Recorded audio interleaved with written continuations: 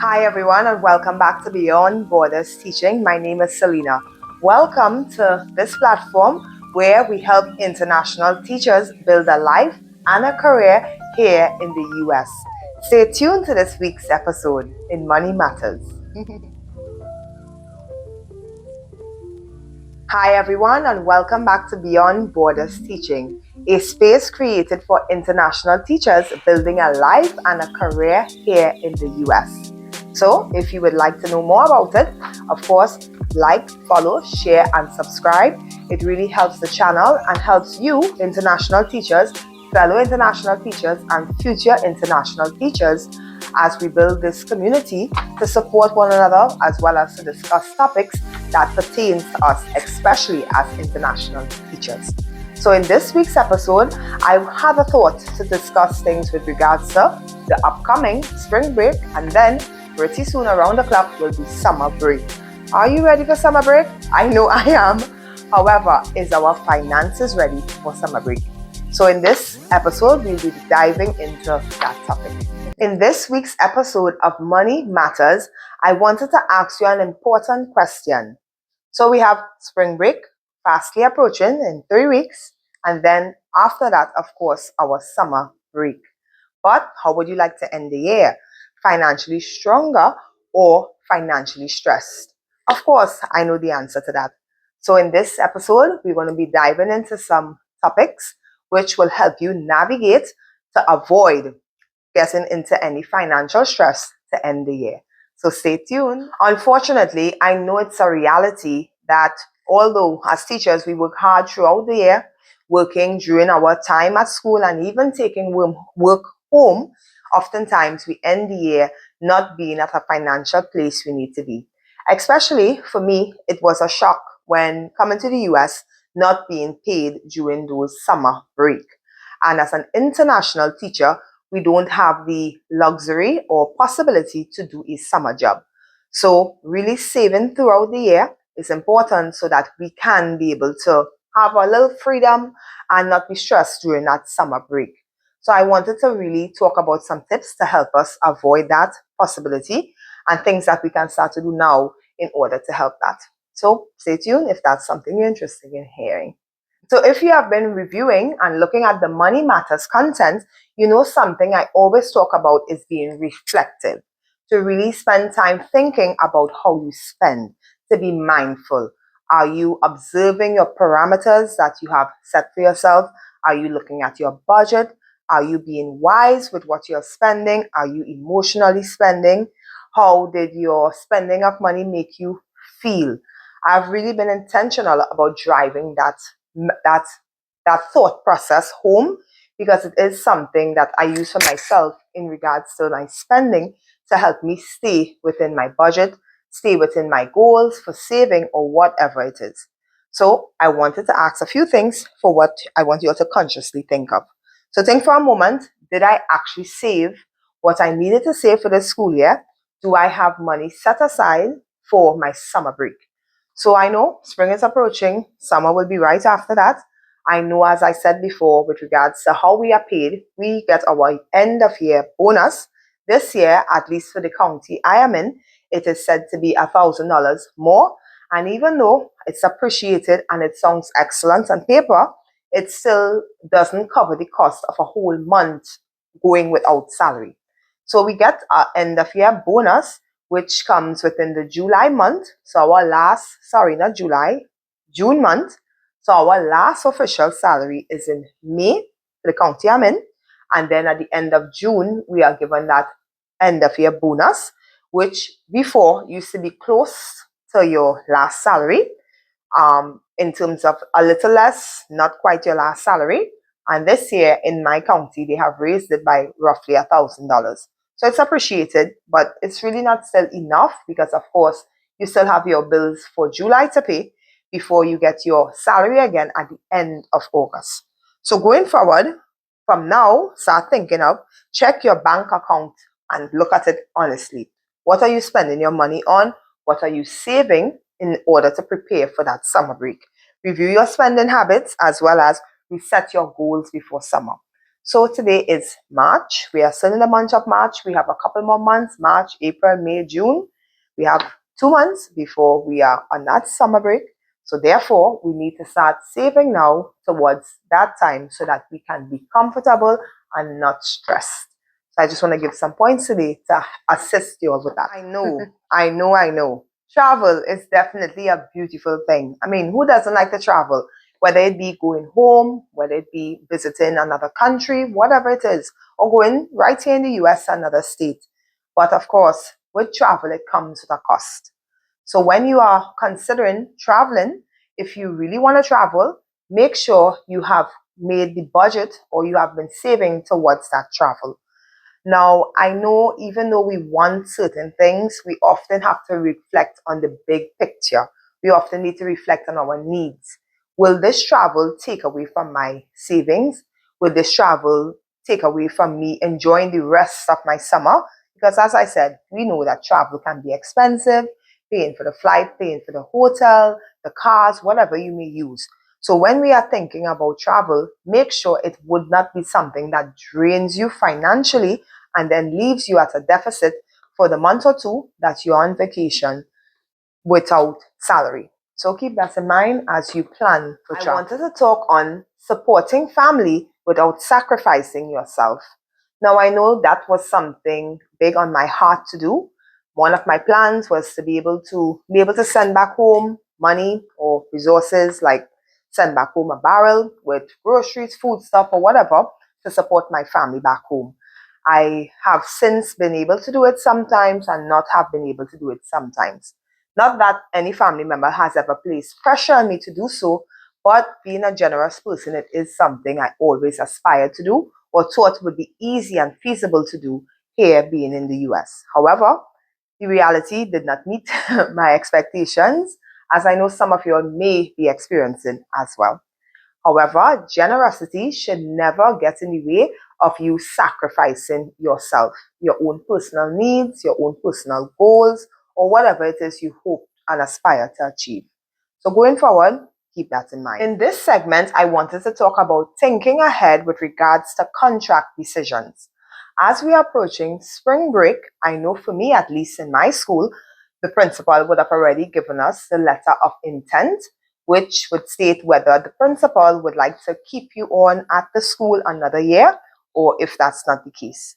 I keep talking about that's why it's important to have an emergency fund set up. So if anything happens, you have the emergency fund to rely on.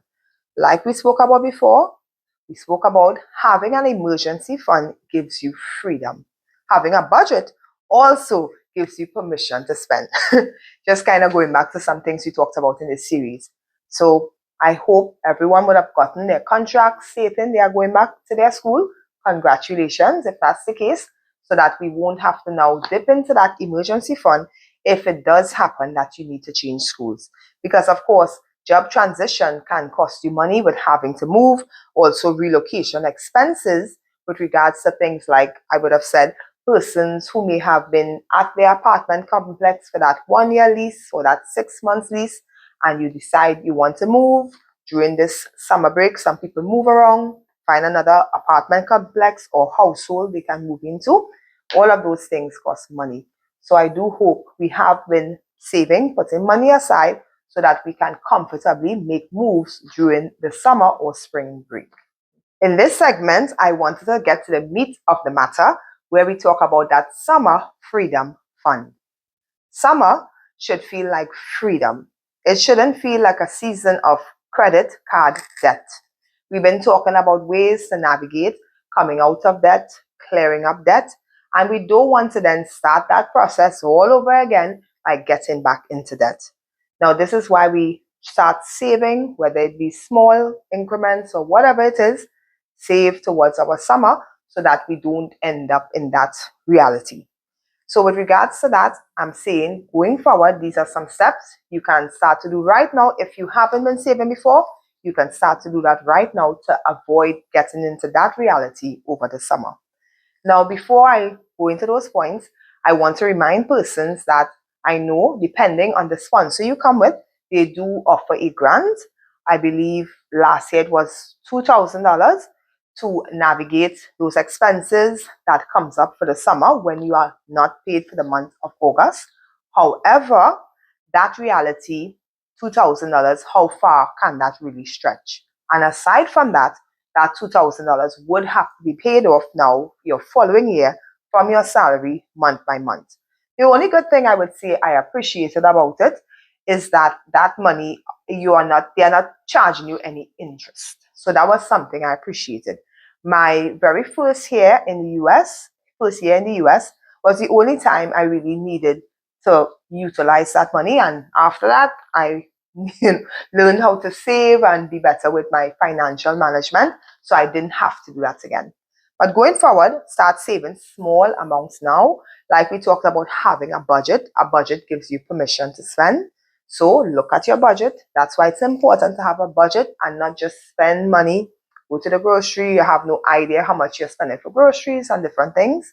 I know there are certain things that are fixed, whether it be a car payment, your rent, or whatever it is, but there are certain payments you do have control over. So look at your budget and see how much from it can you put aside. Now I will share me personally, because summer is coming up and then I had some unexpected expenses. I owe taxes this year. I had to kind of look at my budget and see where I can take out certain things. So I removed certain subscriptions to help me with money, being able to save a little more. As well, I looked at my bank statement today and I saw for my car insurance, I'll be paying less, a total of $25 less. So I was really happy about that. It's something small, but it's still something great. It's still $25. So I'm saying, look at your budget and see where are some areas you can remove certain things that are not needs, so you can set aside that money and save that money to go towards your summer. Avoid emotional spending, as we always talk about being conscious. What are we spending our money on? When I bought this, how did it make me feel? Is this a need? Was this a want? Is this something small? Like I said, my emotional spending is usually a vanilla soft serve ice cream. And that costs $2, maybe $2 and some change. And I'm good. That's my emotional spending when I've had a rough day. And lastly, give yourself peace of mind. This is why I really want us to now. I know we have a couple more months till summer. However, from now, if we make those small changes and make it a habit of making sure we do our budget before we get paid, we put aside the money we spend on our needs, not too much of our wants. We track our spending. How did our money make us feel in terms of what we spend it on? All those things add up to us being more diligent and more disciplined with how we spend our money. Because for summer, we want to be at peace. We don't want to be vacation. We are home and we don't have the money to buy things. We stressed out. We have to be using our credit cards. And then now when the year starts back and we're starting to get money in August, then we just have to use the money that we get to spend it back on things, to clear debts. So we really don't want to get into that. I really don't want that for any of you. So from now, whether in whichever way you can, start small, start saving towards your summer so you can enjoy that summer freedom. What I want to really say to end this is financial peace or financial freedom doesn't necessarily come from how much money you make. It more so comes from how much money you intentionally save. And not just save, of course, invest. I know we are in this modern age and we all should know more now about stocks and investing. And in the last episode, we talked about having a high yield savings fund, where I talked about in Seku, for example, they give a 4.2% interest for that summer savings fund. And if you would have started at the beginning of the school year, if you start now, whatever you put in there, it will get that interest, which will help you all out on that summer break. Again, that will add to having that peace of mind during the summer because you have money there to cover your bills. Remember, we're just trying to achieve that financial peace. I remember some years ago on one of those court TV shows, the judge would have said that it's not about how much money you have, it's more so how you manage it. Her line was, if you don't understand money, you will never have money. And that really stuck with me. One of the books I read last year was called The Psychology of Money by Morgan Hughesley. I believe it's the author. And it really, really helped me think more about money. And in doing the course about financial peace, that was one of the episodes where they discussed about emotional spending and they talked about why we spend. Of course, the marketing is crazy. Like I would have shared, I really love Bath and Body products. And that's something, even though I unsubscribe, so I can stop getting the emails, the reminders that, hey, we have a sale. When I go on my Facebook, it still comes up. When I go on my Instagram, it still comes up. So that's something, and me talking about it now, it's going to come up because, of course, we know our phones are listening to us. So sometimes those ads keep popping up, even though we try to run away from it. So I think it all still goes back to discipline and self control and focusing on the goal. Now, my previous principal used to have a saying where she would say, begin with the end in mind. Just like we do with our students, we have a goal, we have a vision, we have things we want to accomplish with them, we have certain benchmarks we want them to reach and aspire for and grow towards by the end of the year. So we should also think of ourselves. So in the end, when we are thinking about where do we want to end our year in summer, what's our goal? Are we working towards that with our finances? Or are we working towards just being able to pay bills, being able to live comfortably? I know everyone's situation is different and I know it is challenging, especially for us as international teachers. Like I said, we may not all get to work for the summer jobs, for the summer teaching program, the RTA program. However, and there are nothing else that we can do, at least with my sponsors. I'm not sure with other sponsors, but with my sponsor, the only thing I can do is jobs within the county I'm hired in. But to do any other job, I won't be able to. So if that is your reality, your best bet is to prepare by saving now so that you can have financial peace and that financial freedom during the summertime. Now, I know for us, many of us, especially if it's your first year, you want to go home. For the first year, you want to go home, you miss your family, your friends, your food, your culture, whatever it is, you miss that. And I do hope you have saved towards being able to accomplish that goal. And regardless if that's something you want to do and your second year you'll be better at saving, that's okay. No one is judging you and you shouldn't feel bad for anything. All that matters, something I read in a book called Atomic Habits, is to work towards being 1% better every day. But everything comes from habit. What are the small things you are doing in order to work certain things into your routine so that it becomes easier and effortless to do? So like we would have spoken about, watching our spending, those triggers that make us spend, looking at our budget, making sure to put aside money with regards to making sure after we have cleared out our fixed bills, whatever, and focusing on our needs, not our wants, all those things. Also, we talked about not just saving, but investing wisely. So looking into those high yield savings accounts where we can save money and our money can make money for us. That's the purpose of a high yield savings account. Because if you're leaving your money in the bank, it really doesn't make any sense because that money is not growing. You're not getting any interest on it.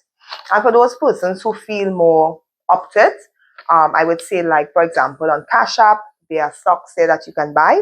I would have invested in some stocks there that did pretty well. I would say, like, let's say the stock of I paid $400 for one particular stock, and I would say, like, 3 months, it made $30, and I took out the money. But I'm not really, I'm still learning how to invest. But those things too are also helpful. And also, it kind of just helps you to start to get in the habit. I think what kept me back for many years is feeling like I need to know all the answers to get started. And it made me procrastinate and I'm not ready yet. I don't know. Even doing this channel, I mean, I'm still learning and I am always willing to keep growing and learning. But I would always say just get started. Even if you don't know, you will learn along the way. There's nothing like failure because everything teaches you something, even the bad stuff. So I do hope going forward this video helps so that we can navigate those debts and get into that financial peace and truly enjoy our summer break. I do hope this episode here on Money Matters has been helpful to you in some way.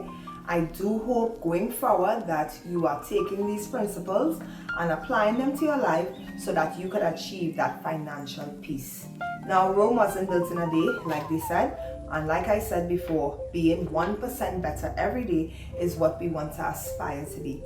And we keep developing as we go along. I hope using these principles has been helpful, and if I can help in any way else, let me know. To end this episode, I'd love to hear from you. What is one financial goal you hope to accomplish by the end of the school year? I do hope to hear from you all down below with a response for that question in the comments. As always, thank you all so much for tuning in to Beyond Borders Teaching as we continue to build our international teaching community. Thank you all so much. You all have no idea how much you all mean to me. Thank you all for tuning in, supporting, and believing in me. It doesn't go unnoticed. Thank you all so very much. You have a wonderful rest of your week. Bye for now, everyone.